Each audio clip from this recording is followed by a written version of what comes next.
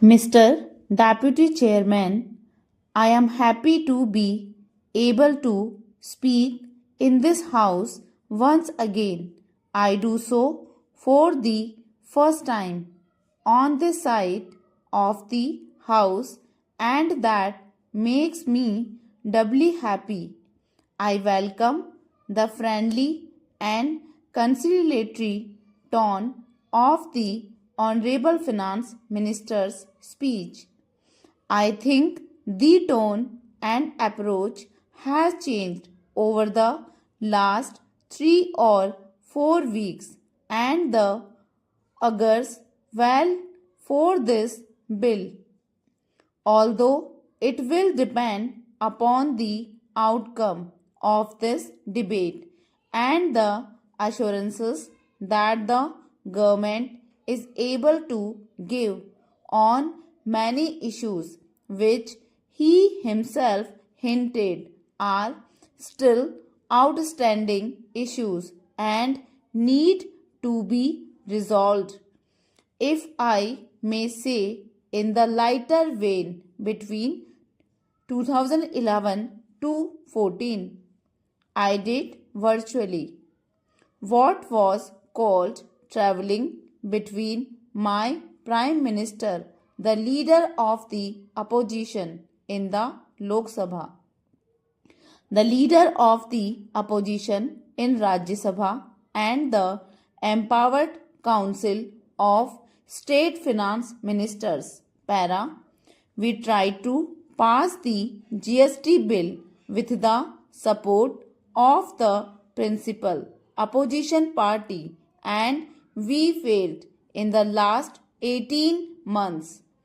The government tried to pass it without the support of the principal opposition party, and I am glad that you have also failed today if we pass the bill, which I hope you will after we listen to your speech. It will be on the basis of serious discussions, serious negotiations, and serious debate.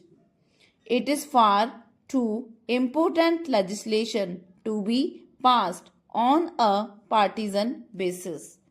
In fact, I commented once, I hope the finance minister will pass the bill not on the strength of numbers, but on the strength of his arguments. Sir, I am glad that the finance minister has acknowledged that it was the UPA government which first officially announced the government's intention to bring about the GST. On the 28th of February 2005, it was announced in the Lok Sabha in the course of the budget speech. I caught in the medium to long term. It is my goal that the entire production and distribution chain should be covered by a national VAT, or even better, a goods and services tax, encompassing both the center and the states. It has, of course, taken us 11 years to arrive at this point, but I think the journey has been a learning experience for everyone in the house and outside. Para. Sir, let me make it very clear that the Congress party was never opposed to the idea of a GST. In fact, I believe about an hour ago, the finance minister said so much in an interview to a television channel, and I thank him for making that acknowledgement.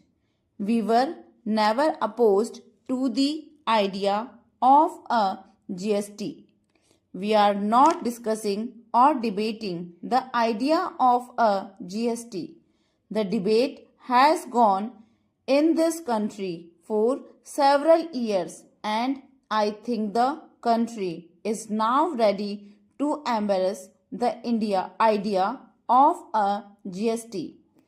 Just as the earlier GST bill introduced by the finance minister was opposed by several parties including the BJP, the 2014 bill is also being opposed. The idea was not opposed. The bill was opposed because we felt that it was possible to have a more perfect bill.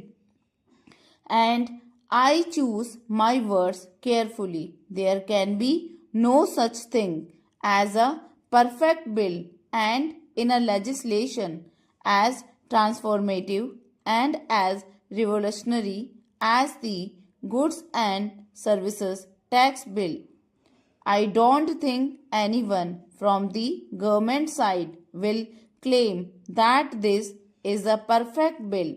It can never be a perfect bill, but when we found that there were too many flaws in the bill, and many of those flaws could be fixed by addressing them seriously, we decided that we could support the bill.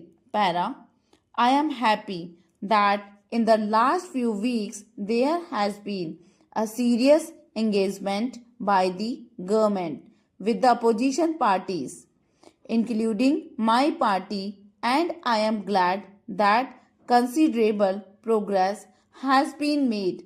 Sir, there are four major issues. I will touch briefly upon the first three issues because it is the last issue that concerns me the most, and I want to take my time dealing with that at some length. The first one is this. I wish to point out to the Honorable Finance Minister that there are still pieces of clumsy drafting in this bill. For example, in the present list of amendments circulated, you have made some provisions for what will go into the Consolidated Fund of India and what will not go into the Consolidated Fund of India.